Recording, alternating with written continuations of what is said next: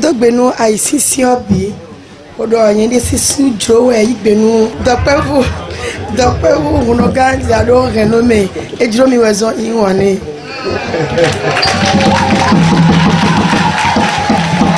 Oh, nous a des alors oui bon mi blodo igbe yo nous a ni on nous a ibono tin do trome mais des katunda ya papa jira do akida zan ancien e we menu kon koton de blodo trome on boblo officiellement ni we me we go wa biblo edion bon de nkaru biblo e o nzebro na blo e vin tron hunto obi aso ndi e mo e tonje we hoa do adasitu yo ndewe annoncer yo ana wuli aloheru nuoko bono na mote bo dache meji bona ze medaga bo gbe na indokpo bo vile bira no ganji bo kanu mle gonomle no ene de mi mlo blo a we zo kan no tin bo tagbaro tin bo mere so se mere gbia asusun si asigbia asiko so se asugbia me wanyi de aduna situyo aduna khle na so esu ewe nu de mi blo egbe bo mi mo peto supo huno ganle ahosule roi temetemele bikuira jijon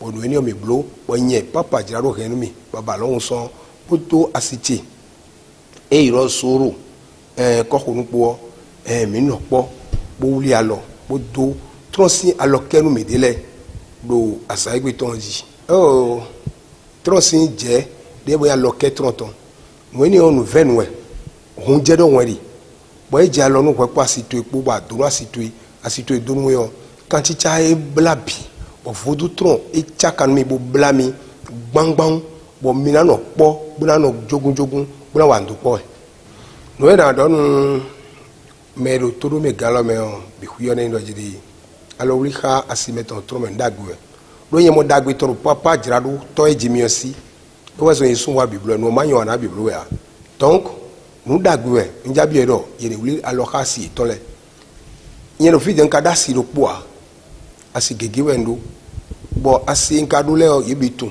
me asi che da humblu khadi bo eno zandi on ale abluka me ekpole do pulupo na bibluka bluka yibi do to ejimi asi ezenwedo buka bluka yibi to yin resu asi ndule na bluka yibi hui donc en dada o asi do pono je no wuli alors e mo ro fudume e mo ro trome to alo wuli lo no venwen bo mi trono le mi fuduno le mi na noblo do me mi to le o actually nkoto no juru yi ezombo ire bi asi seme mais moi donc me donaze a chodo vodome bon il moye gbe no to mule idon ira mo biro fi do wole gan do messi ado wole gan bon vodu tro wole gan mesele wole gan e so po ni ze gbedudu wa gbe mi ladu donc era che merci mais do tro me bu ma do ni mo ko ton le a nja don iro no iwa gege ton wa poro nu gboje kawe mo je na yan bo ka mo ejuro ye supporta ejuro yesu po tambo yebi huyo iro di doro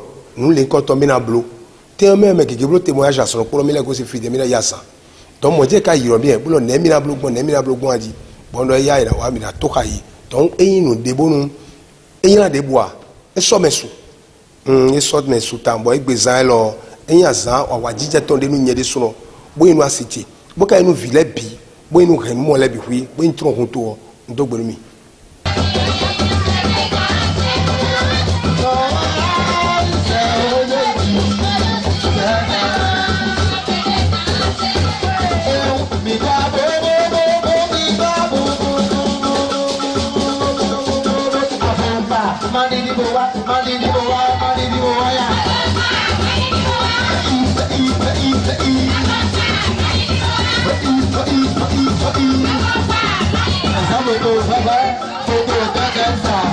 C'est la première fois que je viens de voir ça. Mariage traditionnel. Mariage traditionnel. Voilà. En quelle religion, en quelle congrégation Trompetorica Lafia? Vraiment que Dieu, le Père Tout-Puissant et les mânes de nos ancêtres vous protègent. Vous serez unis et unis davantage. Sans vous mentir, vous méritez même très haut des décorations. sincèrement. Et j'exhorte spécialement Majesté Djoma Mousso vraiment de dire quelque chose sur ça. Puisque c'est quelqu'un qui réfléchit beaucoup sur la tradition.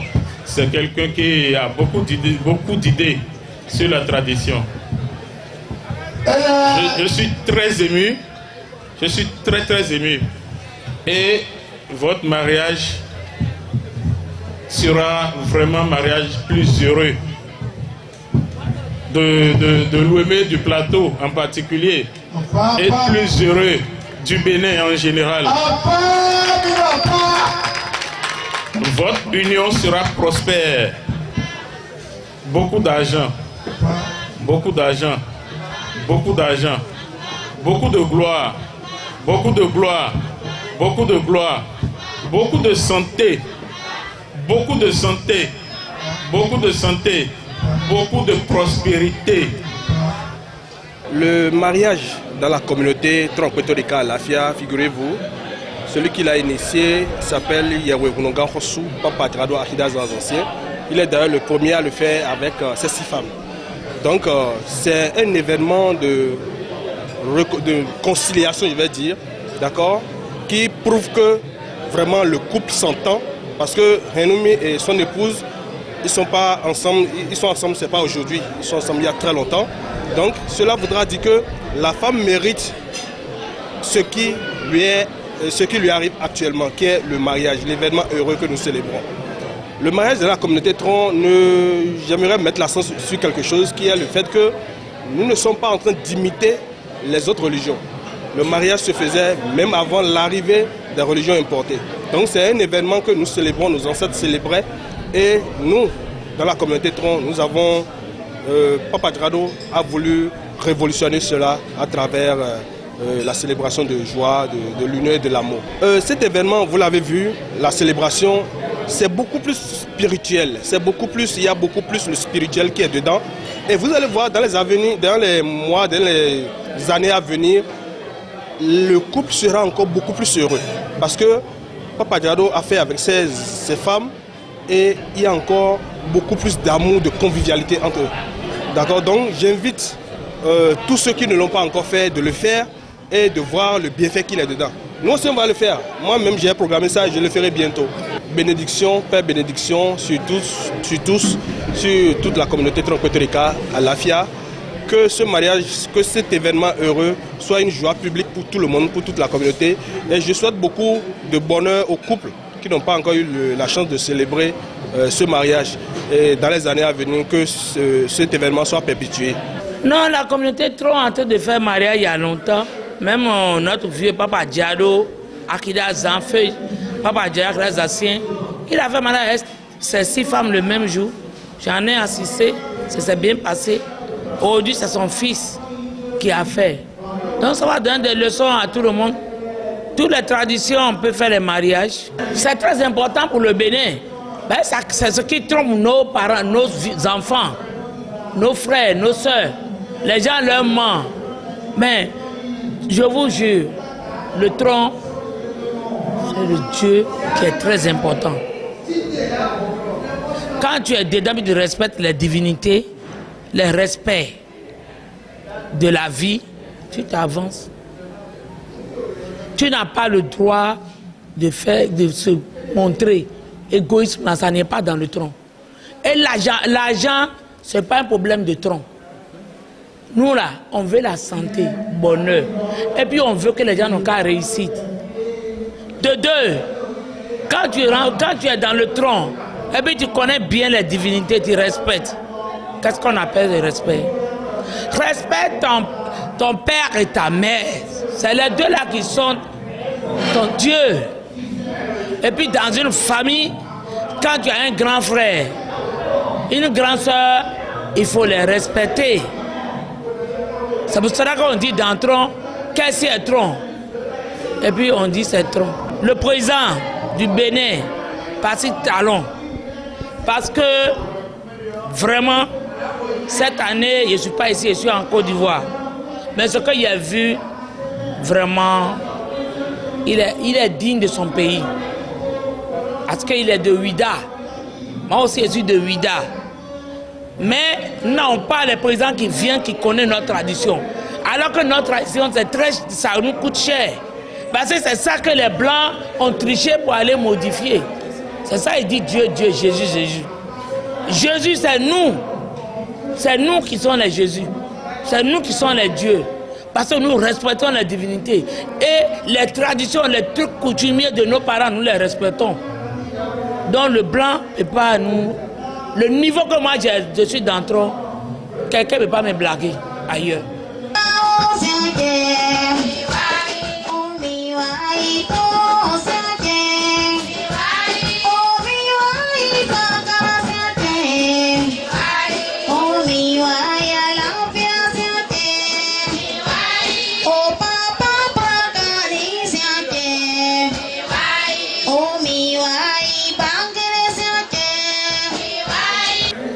Mia cɛ ma kpɔ do dzesi be mia trɔ kpoto ne katɔ mi sugbɔ le hiye ko ne akpata keke Togo ya Benin ya Ghana mɔ dati akpata keke donc ne mia be huvi alo mia be vi e de susu wa ye be o mariage trɔ me mi ma gbo mia dasi de dzi ne nuke ti dasi de dzi ne nkɔ yiye tsɔtsi tɔ le wɔ malanu tɔ le wɔ nke ka mia trɔ kpoto ne ka me trɔ kpoto tɔ la wɔ. Donc, on peut nous barrer, nous n'y allons pas, nous les créons sans le dos, nous les disons quoi y. Donc, nous n'y allons pas, nous les commis avec trop de temps de carrière quoi y dit. Que vous vivez à me détient là-haut, quoi, trop en l'air que vous avez. Donc, on peut nous barrer les gens, nous n'y allons pas, nous sommes dotés. Mais ma noté, il n'y a pas, il y a ouais, il faut faire nava. Na me Bouddha. On a Bouddha yo fifi la be yo e wo no ranton wo et c'est bon enwa be lo wo no ranton wo ba yin to na yin atwa kwata ko be nu bebere yin e hia mi awole ton to me donc a dakpe mi mo de Jésus Christ de bo e wa de afaso nu supa wu bo me supa mo ngo ke ayo ye han la bo na gbe han ba nu mo ko to he nu mi blo nu de he nu mi blo bi an to pare parce que nu de ba ko no blo de trop me et de Dieu li tambo nous quand mon balance agbadi parce que vaudou soin vaudou et maintenant que mina la tête de so de la mi hala le ble e wa mi no dibusi le trop so ba zero gbangba mais on ga enu mi wa cho ba la le ble e da si ton ko no popo ko étudier yon no mo que mélodie e c'est vaudou yin wa vaudou e mélodie on e de mi mo mélodie écoute mélodie mi sa ko gbe division ami wa so wa igbe bo blo no e de ka blo di on e nde bon mais quoi est-ce que sous votre tronc bon nous de nous glo bon nous de ton oui de ton nous mine bon mais en tout cas na de on va dans là bon mais dia we bon si tu je to we ga to envia ji agba nza na fi ero to te to me e nde bo vivi bo sa bo jacho bon mais na bio asanke gbe gana e mo na bio na do konto kona tina ya fun bo san kudo kuma kran ya so ma kran e ina ko ba ko kucha de me bon asera ne ko ba dra si hun to na do agayo e tẹ́ńgẹ́ tí sí ìhùn tó rà gayọ̀ tó sì ìhùn tó rà gayọ̀ àdí síwájú yìí àmìọ̀ ẹ̀ lóun dàgbé wẹ̀ ló ẹ̀yìn ní bó vivi bó sàtsọ́ bọ́ nínú ọ̀hún òde kó lẹ̀ ní ìhàn gbàgbá sí tó lẹ̀ mọ́ bó ìhàn tó sí vodú ọ̀tọ̀ bọ́ sùdé vodú ọ̀mọ̀ ìhàn yẹn tó burú sí vodú ọ̀ bó náà zé ìdéjú àvodú ọ̀lì ìdéhùn ká hẹ́nu mi ẹ̀zé wí ìdéjú àvodú ọ̀gbọ̀n ẹ̀nàyọ̀ lóun dínà vodú bó zé mi ìdéjú àvodú wọ́n yà dọ̀gbí gbogbo maria do trọ́mẹ̀ sino mi aya nomblo gbara to do ya hunu ga henu mi vodon ro lamene be vodon se bo igbe na vodon bo mande ji ka vodon mo tro nde bude vodon do mi do d'accord am blo so bo igbe blo ma passer to po passer so d'accord na se vodon na se vodon e wa so bo igbe blo donc do pana tro se muto bi ko ta le na chenu me la popo ko ta po do me bi mi do ndidi de singa do adogbo mu ko to mo blo passer mi to le po henu mi long son yebe la au mariage wa mate au mariage ye goro vodou betomea lano tepe bubu goro vodou betomea ka taba amesia mava togbe vore ka ta don meroda go kauja chava anyekele pompone mia enyen vice président ne go kauja ma to fie ma to ne un souple nyonu bere goro ade kai goro amele ameve tami wo novi ne to ane nyolo papa tchejito neva papa kune de jito neva togbe gango kauja neva goro a de kai ne mila gadu vodu be pea tronto la potepe ye na mi le wa voya ta mesia me no du vodua ye mi le plodo mi le pla gbe todo obe va do vino vionti va du nu va no ha ombe va i vodu be home ta mi ne wo no vilo goro a de kailo akpenemi ye me va fia ye msoko wa no fio me biogwe mi abe togwe gan bendangbe aka so adakpa me afi me va fie akpenemi lo